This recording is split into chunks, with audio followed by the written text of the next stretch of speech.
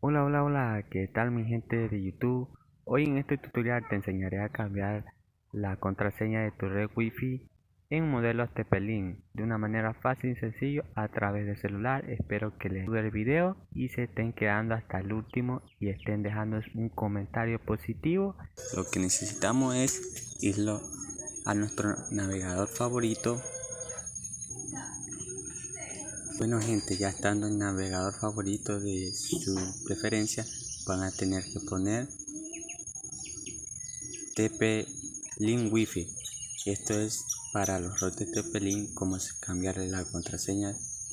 Y bueno, le van a dar en buscar y ahí le aparecerá y le van a dar la primera opción. En la primera opción le van a hacer zoom y le van a poner la contraseña y el usuario, que es la misma. La contraseña del usuario, que es admin para el usuario y admin para la contraseña. Y ya una vez que hemos puesto la contraseña, le vamos a dar a iniciar sesión. Ahí en iniciar sesión le vamos a dar acá en el dice configuración inalámbrica para poder cambiar la contraseña. Le damos ahí y ahí le vamos a dar a la opción de seguridad web y le damos ahí, y como vemos acá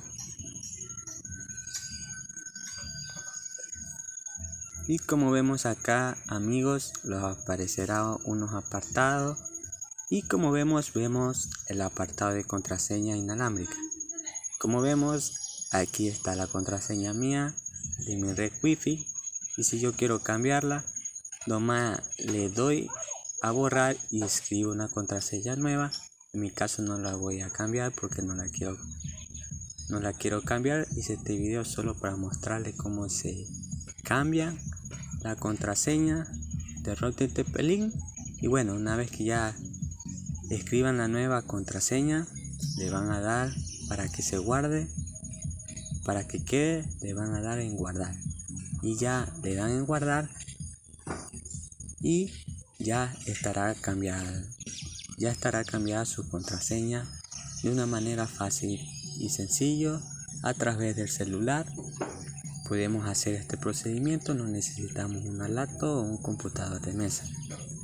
Solo teniendo internet en el celular podemos cambiar la contraseña de nuestro router TP-Link.